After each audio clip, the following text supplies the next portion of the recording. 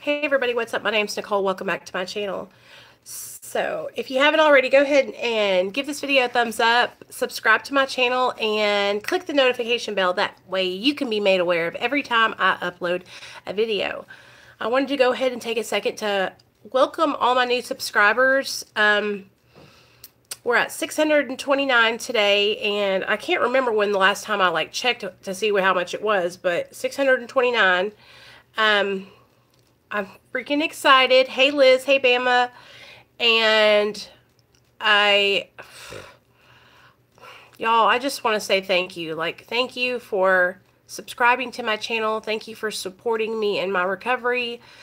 Thank you, all of you, for just being a part of my recovery. It means so much to me, and you'll never, ever, ever understand how much support I really do get from you guys. And it's overwhelming for me, because I don't even know how to explain to you guys,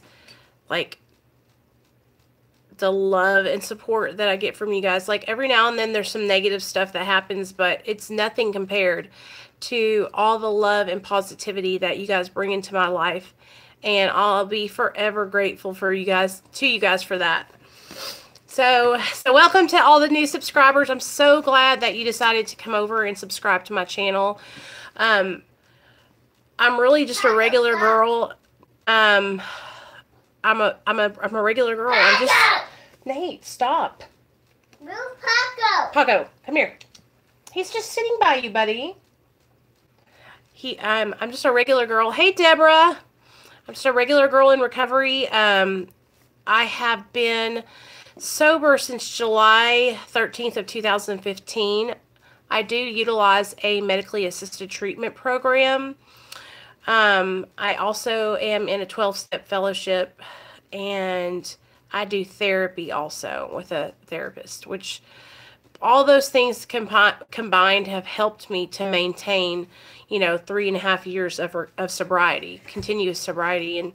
And I've never, ever been able to stay away from drugs and alcohol this long, ever, in my career of trying to get sober. So when I say my sobriety date is July 13th of 2015, it makes me literally want to cry, because I cannot even believe that I am here still. I can't believe that. I look back and I think I'm doing it. I'm making it. I'm not going back to my old life, because for such a long time I would tell myself, you're not going to make it. You're never going to get sober. You're never going to change. You're never going to be able to amount to anything. You're just going to be a fucking junkie for the rest of your life. You're never going to be a good mother. And I would tell myself those things over and over and over again, until I finally just believed them. And I did not think that I could do any better. And I didn't think that I would ever amount to anything. And I had given up on myself.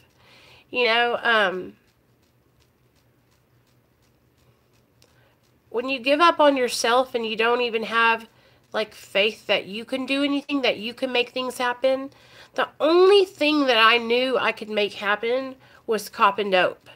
I knew that I could make dope out of nothing. I knew that I could get, drugs without having any money. And that was the extent of the things that I was proud of that I could do. That was what I had to show for, was my hustling abilities. And I had gotten comfortable with only being able to only knowing how to hustle. I'd gotten comfortable with talking to myself like I wasn't shit. I had gotten comfortable with letting other people talk to me like I wasn't shit. And now that I'm sober and I'm living my life in recovery, and I'm doing the next right thing, and I'm actually doing the work, I'm working on my insides and not just the outside. Now it's I'm not going to let just anybody talk to me just any way they want to. I'm going to stand up for myself, because I owe that to myself. just like all of you do. We owe that to ourselves because for so many years we just allowed ourselves, we beat ourselves up for so many years. You know, I'll run into people in comment sections of like videos that are kind of like controversial, and it'll be someone who's saying, you know, oh, just let those drug addicts die. They don't deserve to have Narcan or something to that effect, you know? And I just think how ignorant can you be? How unempathetic or sympathetic can you be? Like, we're all just trying to better ourselves. That's the thing, you guys. When I was in my addiction, I didn't have any like focus or goal in front of me. I was just blindly following, right? I was blindly following the path to nowhere. And now that I'm sober, in my sobriety, I have found a path that's leading me somewhere. I'm not just blindly following people and taking just any old way. Like today, I want more for my life. Today, I have purpose. Today, when we're in our addiction, we beat ourselves up and we talk so badly to ourselves and we do so many bad things to our bodies while we're in our addiction that when we finally do get sober, you guys, we are so low. When I finally got sober, I had no confidence. I was so insecure. I thought everyone was always talking about me. I was always embarrassed. I was always afraid. And I can tell you guys today, like, I don't live my life in constant state of fear of what other people are thinking about me anymore. For 90% of my life, I lived my life in fear of what Joe or Jane or Tom or Dick or Harry was going to think about me and if they were going to like me. And today, I don't have to live like that anymore. Like, I don't live afraid of other people. And it's not that I don't care what other people think of me, but today I'm doing the right thing. So I know that if you don't like me, it's not because of anything I've done wrong. It's not because of anything I've said. It's just because you don't like me. I am doing esteemable acts now. I am doing the right thing. I'm not going around talking shit behind people's backs. Like, that's the thing.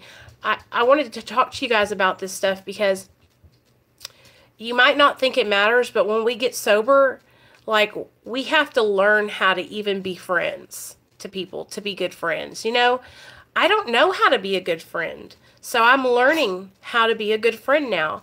I'm learning to not talk about my friends behind their backs. I'm learning how to call my friends back when they text me. These are all things that we have to like relearn when we get sober, because when we're in our addiction, we are not good friends. We are not responsible. Like, one of my biggest things that I struggle with is procrastinating and following through with what I tell my friends I'm going to do, right? And so lately here, I've really been trying to hold myself accountable to call my friends back when they text me. If I plan on doing something with them one night, follow through and actually do it. Because I'll make plans and I'll get so excited that I'll make a whole bunch of different plans, right? With a whole bunch of different people. And then when it comes time to do those things, I have so many of them going on that I can't make all of them. So I have to let someone down. So I'm learning how to say no. I can't do that tonight. I already have plans. You know, I'm learning how to schedule my life out, and you guys are getting to see me do those things right here in front of you. Nate, you guys are getting to see me do those things right here in front of you. I'm learning how to be a good friend. I'm learning how to be a good wife. I'm learning how to be a good mom, you know, because I didn't know how to do those things. I'm having to learn those things fresh. But when I'm on the internet and I'm talking with you guys, like, I'm learning how, okay, so Jason just said it's hard to set boundaries. It really is. And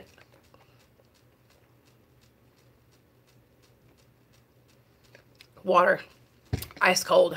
A lot of the times when we have to set a boundary, we're afraid to set it because of confrontation. We're afraid to hurt someone's feelings. But I'm going to tell you this right now, you guys. What I have learned in my recovery is that I would rather go to someone, set a firm boundary with them, than to have them coming and back and forth overstepping me and it ruin our friendship. So I'd rather, stop them and say, hey, I really care about you and you're my friend, but it really bothers me when you do X, Y, Z. Do you think you could work on that? Just littlest things, you guys. And, for me, like now I have to start setting boundaries of what things I can do in one day, but it's all a learning process. All I know is that I'm honest with people. And if I'm honest and my intentions are well, things usually work out, you guys. Like I don't go into things with ill intent. I go into things just trying to, help somebody else, and usually things pan out, right? But so when me and Neil first got sober, his parents had just moved out of this house, and we started renting this house from them. Hey, Leah. And so it was a big transition because we had never lived on our own in a house this big. We've always lived in little apartments, right? So his parents moved out, and we stayed here and started moving things around and got our room set up and all that good stuff. And, life was good. I was going to work. I was taking Nate. Hey, Matt, over to his Gigi's house, and she was watching him when I was working, and Neil was going to work, and life was good. Until I realized that my mother-in-law was just showing up at my house when I wasn't here. Just casually walking into the house, hanging out, going through my stuff, I suppose, when I wasn't here, getting things she left behind. And I remember hey, Carrie, I was so nervous. I was like, oh my gosh, what is she doing? Like, this is my house. Because as the woman, and this is my first home that I actually get to call our own, it was overstepping my boundaries. Like, who wants their mother-in-law rifling through their house whenever they're not at home? And so I called my sponsor, I was like, hey, I need to talk to you. Like, I'm freaking out. I'm so mad. Because I was so pissed off. Because when me and Neil first got sober, me and his mom, we did not get along. Our relationship has been really rocky all the way up until this last year. Rocky to the point, like, we fought each other before, like, duking it out, like, craziness. So, I was like, what am I supposed to do? And that's when my sponsor told me, you have got to set boundaries. It is okay. You're not doing anything wrong by telling her that she cannot be in your home when you're not there. You are paying rent, and I was like, but it was scary going into it. And I also had to watch how I delivered it. Because with his mother, I can go off because of the resentment that I've had for so many years.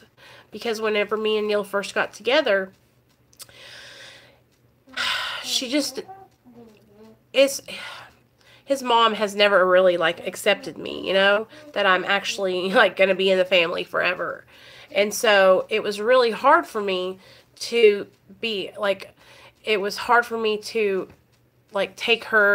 tell her without coming in there like a bitch. Exactly, Matt. So I remember I got home from work one day and I was picking up my son because she was already doing me a huge favor by watching my little boy when I was at work. So I remember when I went in and I sat down and I was like, I need to talk to you. And I tried to be as kind as I could. And I told her, I understand that that's your house. That was the house they built from the ground up. I was like, but I'm a woman and I feel uncomfortable when you come when I'm not there. I would really, really like it if you could call me before you come. And it worked out. And she got angry at first and she got defensive.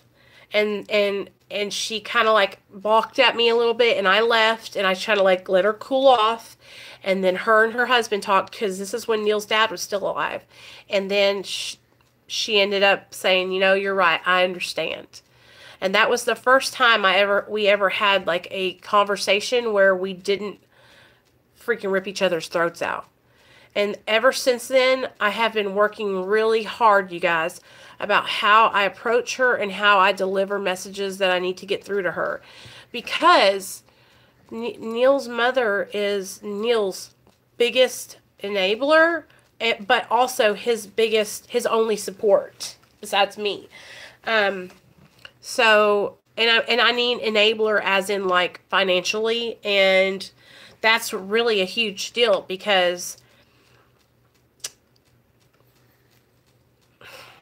when someone kind of has like that financial, she has like we have a little bit of money saved up, and she has control of that money because it was given to Neil by his grandmother, and she has that money because she is over the estate. And so when things start going like that, you don't want anybody to get mad. You don't want to, it's just scary, because it's like, that's a lot of money. It's not a lot, but it's like, y'all, it's about a couple $1,000s, okay? About $10,000. That's enough money for us to go into a house and have a nice little go get some furniture and things like that. But she has it because also she can keep it safe. And I know that if she has it, we're not going to blow through it and spend it all. You know what I'm saying? Like, for instance, when Neil was off work for the last 30 days, we pulled a couple bucks from that little fund so that way we could get Christmas for Nate, you know. And I didn't go extravagant. I think I spent $200 on Nate, and that's it. That's it. And that's good, because normally I would be like trying to spend a freaking $5,500 or something. And I don't have that kind of money. That money is saved. That money is for when we get our own house, when we go and buy a house, you know? So setting boundaries for me was so uncomfortable. But the more I practice it, and the more I'm aware of how I sound when I talk to people, the better it gets, the easier it gets. I'm so, Leah, and if me and Neil were still in our active addiction, I'm sure that would have been the same way with us. We would have blown right through it, you know, but the way things have happened, God just knew. Well, it just happened the way it happened, and I'm grateful for it. On my side of the family, like, ain't nobody leaving me nothing. Like, my family is, Neil's parents, you know, they have, I don't want to say they're rich, because they're not, but like they have like a setup, you know what I mean? Like they have his mother, Neil's mom's mom had, I think, like some kind of like estate or something like that. And then Neil's dad's mom, she was smart and she put stuff back, you know, but not me. If my family went out tomorrow, I'd probably have to bury my parents in an urn or something, because I wouldn't have enough money to bury them, you know. I don't want that to be. Like, now that I'm sober and I'm in recovery, now I'm working hard to be able to make sure when my family members need me, I can be there to be of service to them, because I was never able to do that before, you know? So, okay, I totally got on a tangent about those boundaries, didn't I, you guys? Boundaries are hard. She blew hers from her husband owning their. Oh, wow, Matt, that is so sad. I hate that for, you know, and you guys, it just happens when we're in our addiction and we get a hold of large sums of money. Oh, my mercy. It's on and popping. So if you're struggling with setting boundaries, you guys, start small, okay? Like, I know it's hard to just jump in right away and say, okay, I'm going to go conquer my mother-in-law today. My relationship with my mother-in-law has literally taken the whole time I've been sober for us to get to a point where, like, we're cool. Like, she's wanting to buy me something for Christmas. That's a miracle, because I'm telling you right now, I couldn't stand to be in the same room as her before, because it just went all over me. I don't know if it was like a jealousy or a resentment that I had for how Neil's family has always just like rescued him, but my family didn't do that. When I was in my addiction, my parents kicked my ass out and I was on my own. Like, I never had anybody bailing me out of jail. When I went to jail, my parents left me in there. You know, and not Neil's parents. And I don't know if it's like I get mad, and I might need to take a look at that, because it really it's about me. It's because that shit, it pisses me off, because I see this great family who has been there to like help him so much, and then I see him kind of just taking it for granted, you know? Okay, cool, Bama. Thanks, girl. So, but I need to work on that. So that's what I was kind of wanting to talk to you guys about today. Like, we're all in recovery, and everybody that's here is serious. You know, we want to be sober. It's like, what happens is, for me, I guess it's like, I wish, I know that my family had to kick me out. What they did, they had to do. Because if if they had kept me home, thanks, Jason. If I had been allowed to stay home, I would have never hit bottom. And so that's the thing, like, because my parents kicked me out, I think I was like 18 or 19 when they kicked me out. It was early. Because when I was working for Shoe Carnivals, when I was living with my parents, and I had just dropped out of college. I think I was in college for like a year and a half, and I just dropped out. So I was probably like 19 or 20. And, they kicked me out. Hey, Paula. And it was just like,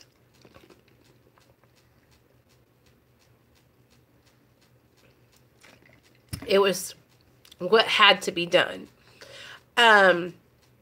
If they had allowed me to stay there, I would have continued on doing the same behaviors, only there at their house, and I never would have hit that bottom, you know?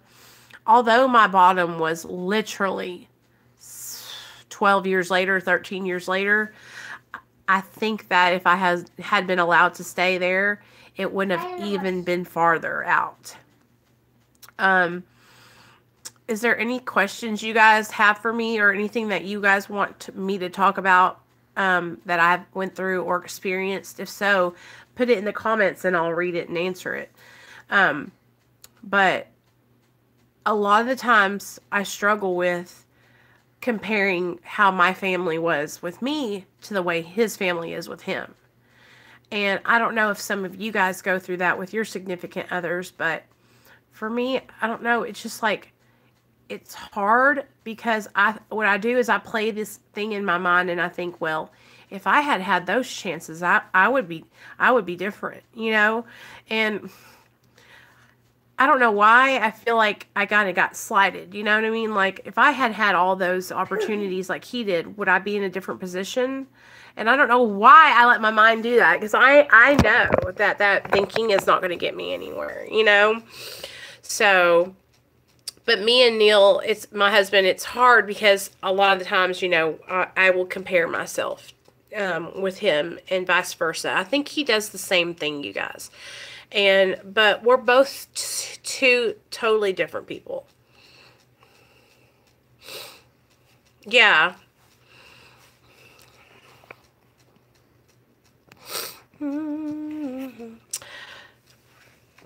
And that's the thing, we can't think like that. It's just like, a lot of the times my mind will just take me to places where I know I don't need to be. Right. Okay, so listen, here's the deal. So I have this book that I want to start reading, and I want to read it with you guys, but I'm not sure if you guys would like me to. So it's this Recovery Freedom from Addiction book by Russell Brand, and it's freaking so awesome. But I thought while we were here, we could talk about some of the stuff that I found in here that I thought was really cool. I know. So, after I set boundaries with my mother-in-law, though, you guys, our relationship literally has changed so much. And it's freaking amazing.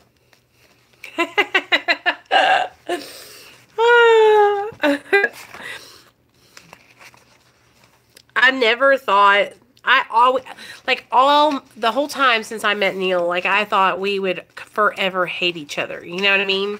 Like I thought she would never, like ever, ever accept me. And I finally feel like she's accepting me. Like I finally feel like we are getting to a place where like we can actually be, like be daughter and mother, you know, mother and daughter-in-law.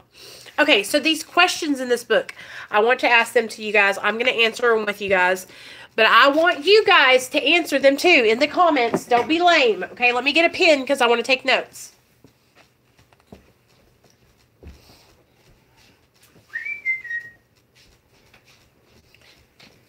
Okay. I got my purse. I'm serious. Like, I'm so serious. Okay, guys. That's the 12 steps. Okay, what am I looking at? Okay, here is how I look at these steps now. Okay, no, that's not what I wanted. Hold on, hold on.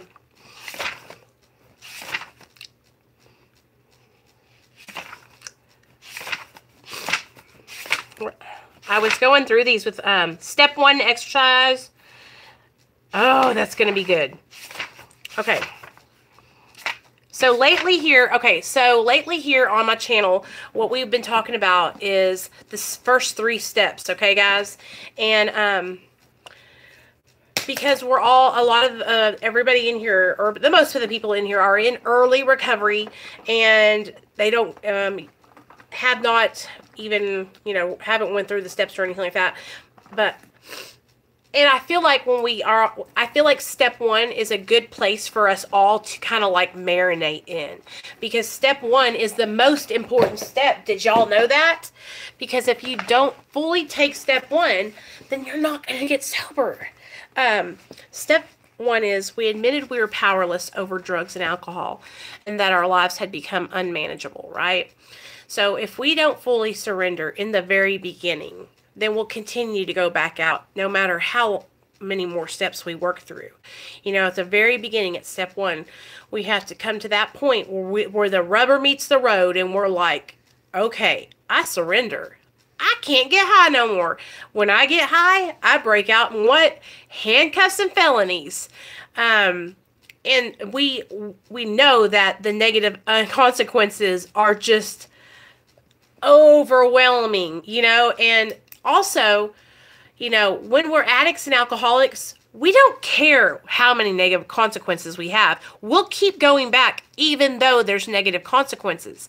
But what happens when we reach that point of surrender, we're ready to change, is we're done. We're tired of all those negative consequences. We don't want to live like our lives like that no more. We don't want to continue having these horrible experiences. We don't want to continue going to prison, going to jail, losing the people that we love, having to go out and freaking steal and lie and cheat. We don't want to live life like that no more, you know? So that's when you know you're ready for a change. I think for the longest time, like the consequences it was like, I could still deal with them, you know what I mean? But when they came and they took my son, that was the biggest consequence. I was like, nah, I'm good. That's the consequence that broke the camel's back. Because I cannot go through that anymore. I cannot just turn my cheek. I have to do something. I got to make a change. So here are some questions to ask yourself. They are a good way of getting clarity around your condition, addiction, call it what you will. Okay.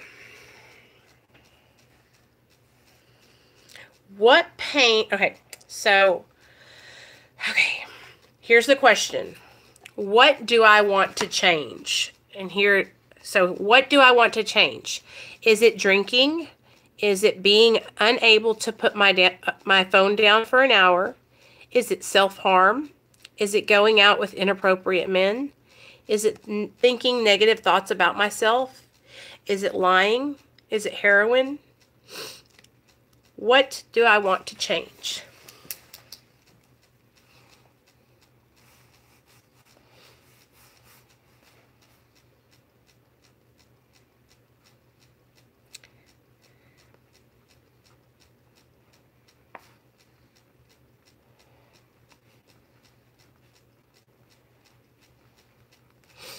Okay, so what I want to change is my relationship with food. And there's one other thing I want to change. And I'm going to tell you guys because I want you guys to know it's really important to me because I feel like I need to do this for me. And I also want to do this because, well, I want to see if I can do it. So I want to, you know, start eating healthy and changing my eating habits. And I also want to taper down off my medication. I don't have like a end date for my taper, but I know that I want to start the second week of January. So that's my goal, actually. I talked to my counselor 2 days ago. She called me because my Wellbutrin was out, and I was talking to her on the phone about that. And she said, you know, that she felt like I was in a good place, and that as long as things are going okay with my job and things are going okay at work, she doesn't see why I couldn't try, you know. So I feel like I got to give myself, you know, more credit and realize that, like, I can do this, and I've got a strong recovery. I've got a strong system here. So those are some things that I want to change. Leah says, lying to people I love. I don't even want to lie to people I dislike, for real. I just want to be a better woman. So Leah, I want to tell you something about lying. Okay, so last night in the meeting I went to, it was about honesty. Okay, and one of the ladies that shared, it really, really struck home with me because she goes, well, I've been lying long before I was an alcoholic, long before I ever took a drug. She said she could remember being a little girl, and she went into the refrigerator and got some chocolate syrup, and it was all over her face. And her mom was like, Julie, did you go in the refrigerator and get chocolate syrup? And she said, no, Mom, no. And she thought she had fooled her mom, but little did she know she had chocolate all over her face. So, you know, a lot of the times our lies, the things that we were doing before we were alcoholic or addict, they just get bigger and worse when we're an addict and we start using drugs. So a lot of us, we would lie for no reason. I know I would lie because it made the story sound better. For instance, since I've been sober, when I'm telling a really good story, I'll say, oh yeah, and then I jumped off the building and bounced back up and didn't break my back, to make the story sound a little bit good. And then I have to go back, you guys, and tell that person, that's a lie. I just said that to make it sound good. And it's like, damn, why did I do that? But it's not even, you guys, that's, the drugs and the alcohol were our solution to life. Like, we used them to, you know, feel good, have confidence, want to hang out, just all that. It was our solution. But we have to start working on those behaviors that we had, because they're just magnified now that when we get on drugs and alcohol, and then when we get off, they're even more magnified. Oh, dear.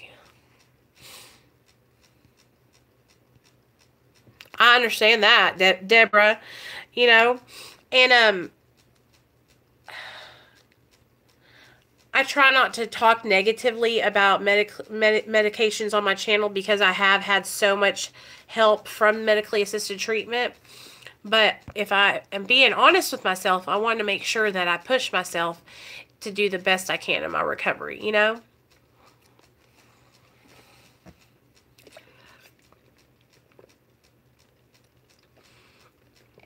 When I wish I could just go back to. Right. And even before I was using, like, I still, you know, did little things like over exaggerated and lied because I wanted to fit in, you know what I mean? And just little things like that. Oh, no, absolutely not. Leah, no, there's nothing wrong. But, and you guys, like, that's what I'm trying to explain to you guys. Like, these are just things that I want to change for me. And I also want to leave that option open to return to it if I need to. Like, I am a 100% medically assisted treatment person. Like, I would not be here right now talking to you guys if I hadn't got on it, you know. But I feel like I need to challenge myself because I feel like I get into a little rut. You know what I mean? It's like, could I do it? I don't know. Am I just scared? Am I just afraid to not try? You know what I mean? That's what I'm saying. Like, I don't want to let that fear of not trying overwhelm me. So I'm going to give it a try. But y'all will see. Y'all will see when I do.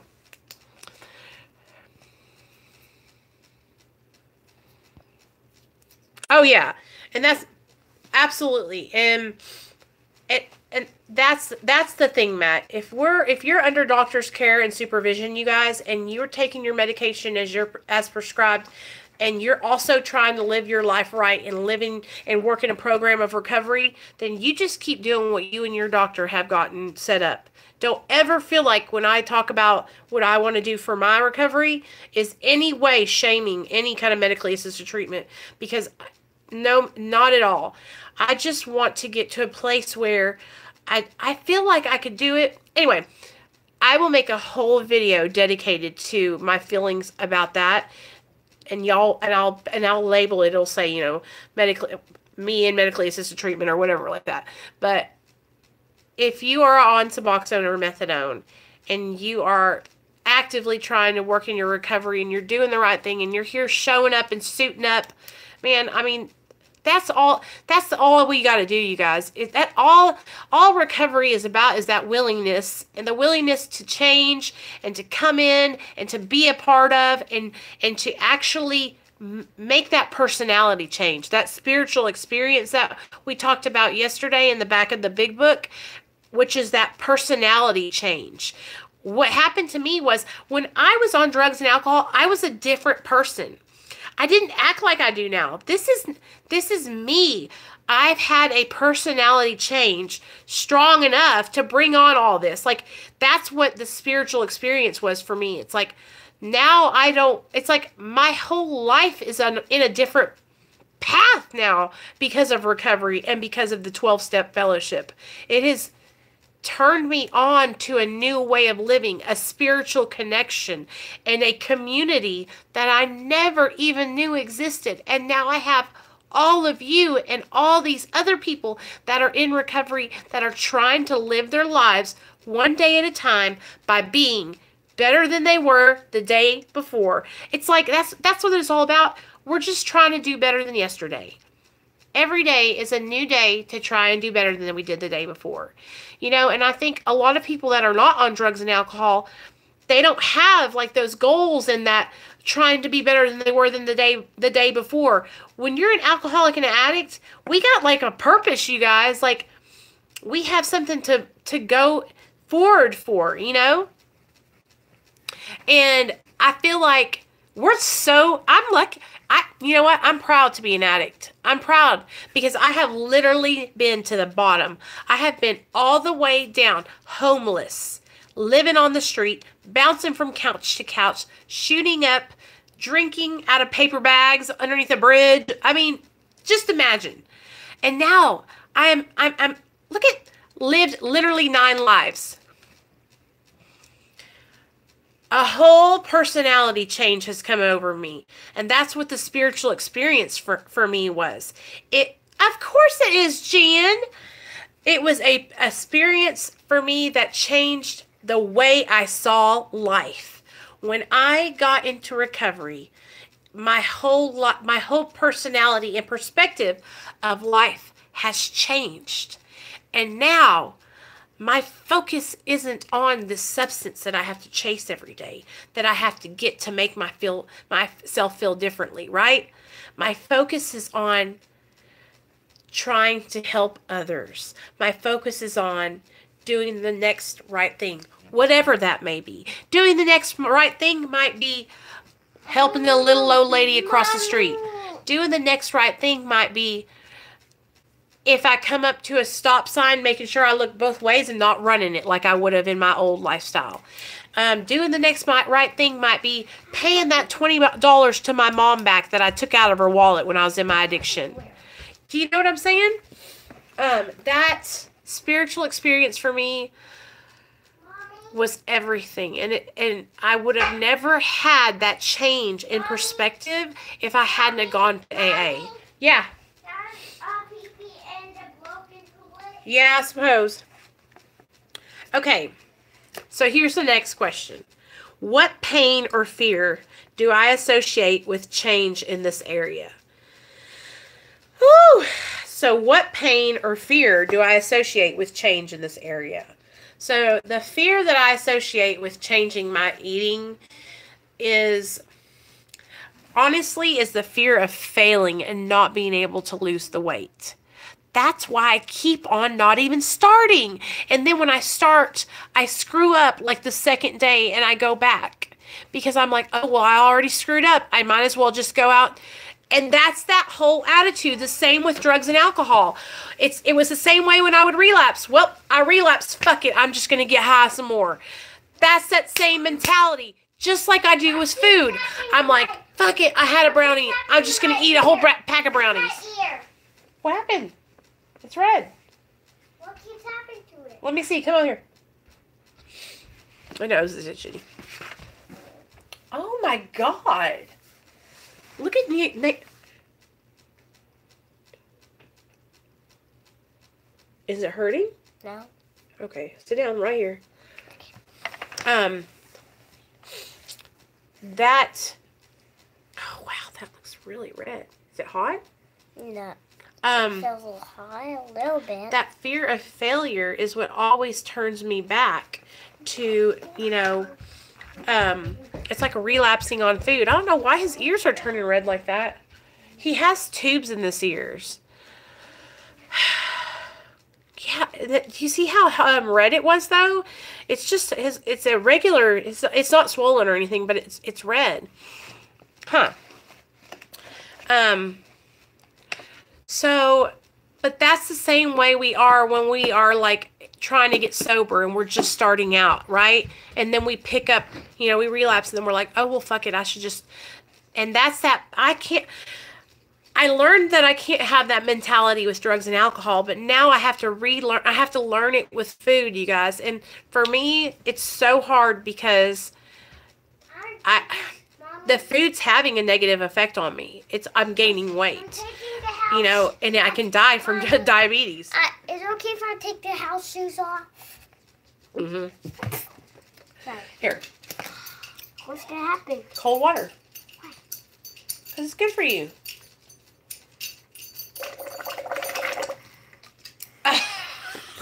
Silly. I chewed it.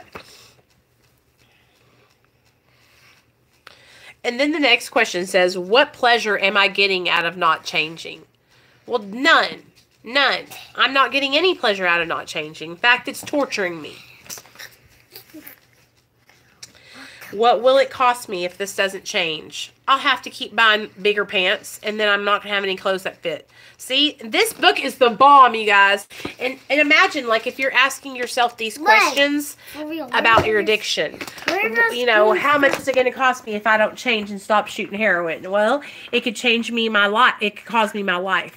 If I don't stop shooting heroin, I could... Okay, I could lose my whole everything, you know. And it's the same way in our lives with drugs and alcohol. You know, I'm using food as an example because I'm not taking drugs and alcohol anymore, you know, but if I was, imagine how that would help you in your addiction. So I was talking on my video before this one about detox and cold turkey withdrawal, right? And something that I was hitting on that I was wanting everybody to understand is that if you are sober and you're kind of just hanging out, like you're at home and you aren't doing anything, like you're literally just going to work and coming home, and you're an addict and an alcoholic, get a hold of me and I will help you start figuring out an aftercare plan for your recovery. If you need some guidance and some help finding things to do, that are going to help you stay sober. Because I'm telling you right now, just stopping drugs and alcohol, that's only part of it. But if you want to stay sober and yes, if you want to stay sober and have, you know, long-term recovery, long-term sobriety, and you need help finding, you know, out what you need to do next, if you need a little bit of guidance, if you need somebody to say, hey, let's look up some places in your hometown. Let's find those meetings. Let's find that addiction counselor so you can see her every other week. Like, these are things that you need to put together for yourself in an aftercare plan. And if you don't know how to do that, if you want to get a hold of me, I will be more than willing to help you do that. We have to be proactive for ourselves. So, you know, if we're not going to a treatment for 30 days, then we're not going to have anybody guiding us when we get, you know, when we get done. If you go into treatment, then you have like a counselor that can guide you and show you like, hey, this is what you need to do next. But when you're just cold turkey and you're getting sober on your own, you're going to have to take action and start finding out what you need to do next. Okay, and the biggest thing, I'm telling you guys, the biggest thing to do next is to go to the library, go to the self-help section. Yeah, get yourself a mindfulness meditation book. Get yourself a journal. Okay, start journaling. All right. Also, order yourself, if you haven't already, get yourself an AA book. Okay, get yourself an Alcoholics Anonymous book or Narcotics Anonymous book. I just prefer Alcoholics Anonymous because that's where the 12 steps originated. So, and you know what? They accept us addicts too. Hold on, buddy. Is it hurting? No. It doesn't hurt. It doesn't hurt? Oh my God. Okay, I think I'm going to have to call the doctor. No. Why not? Both of your ears are so red. You better not call the doctor. Why, son? Because I don't like when you have to call the doctor. I think your tubes are fixing to come out.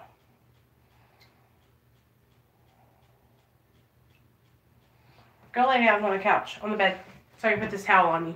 Hold on, guys. Lay down. I'm fixing to go to this. I have to say a bad word right now. Why? Oh, shit balls. Okay, lay down. Mr. Shitballs. Okay, stay right there. I'm coming back. You know, well, it happened the other day where they just went red, like out of nowhere. Okay, Deborah, I'm so glad you came. I hope not either. I'm fixing to check now. Like I was saying, you guys, if you need help with aftercare and you don't know what to do, let me know. I will help you with anything I can. All my social media links are down in the description, okay? That's what I'm going to do. I'm going to get him some Benadryl. Go ahead and follow me on my social medias and reach out to me. I love talking to you guys. Just shoot me a message if you don't need help with aftercare. Shoot me a message anyway. I love talking to you guys and love getting to know y'all. Tomorrow I have to go into work, and when I get off at noon or 1, I'm not sure what time it'll be, I will come home and do a live then. But I am so glad to have you guys. Thank you, everybody that came and spent some time with me this evening. I feel like this was an awesome live stream. I want you guys to know, you know, I'm not a doctor, I'm not a counselor, but I can tell you this, like, I have experience getting sober, and I have experience trying to do it on my own. And so that's why, like, I'm just trying to share with you guys what's worked for me. And if you need a little guidance and you want me to help you find something that will work for you, I will help you tailor something for your needs. So just message me and I'll talk to you guys later. Bye. Okay, let's check.